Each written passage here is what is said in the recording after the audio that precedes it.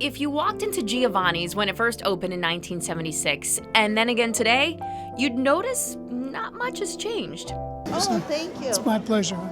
You're greeted by Carl Quagliata, sit down in an elegant dining room, and enjoy an upscale meal. Service is so important. The feeling when you walk in a restaurant. You have to feel it when you walk in. It's that feeling of comfort that keeps generation after generation coming back. So many regulars over the years, like families, the sons of families. They just continue on and on and on, thank God. Carl got his start back in the late 60s with a restaurant called the White House in Menor. So I did it myself. I built the whole interior myself. And we opened. I didn't have 1 minute of experience working in a restaurant. I never worked in a restaurant. He ended up losing his lease. Turns out it was a blessing in disguise. First time here? That's when Giovanni's was born.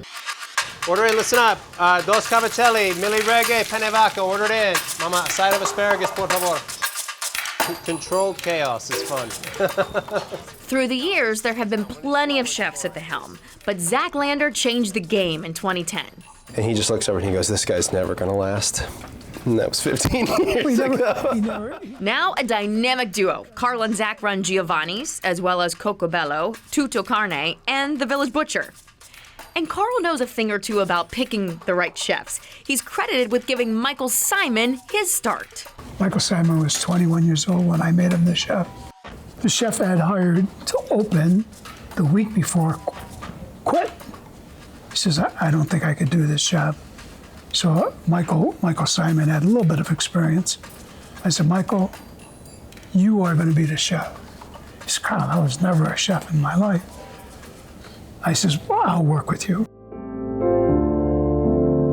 I think a lot of the success of Giovanni's, it has to do with Carl, you know? I mean, I think success of restaurants has to do with owners being present and, you know, showing customers that we're here to take care of you. Because that's why people go out to eat, you know? They don't go out to eat just for food. They go out to eat because they want someone to take care of them. Sort of a level of old world service that you just don't see anymore. During the pandemic, Chef Zach had the idea of selling family meals, and that idea took off and kept the business afloat. We sold out almost every single night